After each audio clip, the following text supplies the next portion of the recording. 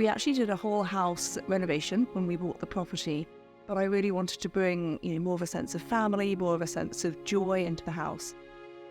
Max listened really carefully, often gave us 2, 3 or 4 potential choices from which we could either choose or then sort of start to layer it up, pick and mix a little bit, say, well, I like this, or that's a bit too bold for me, or actually we could push it a bit further. In that, my confidence grew, I think, as we went through the process. But I found, and this is probably the surprising bit, the more we went through the process, the more I actually wanted to push myself to embrace colour. So I think that just speaks to the journey and how bespoke it was, and the confidence, therefore, that Max was able to impart in me and my ability to guide things.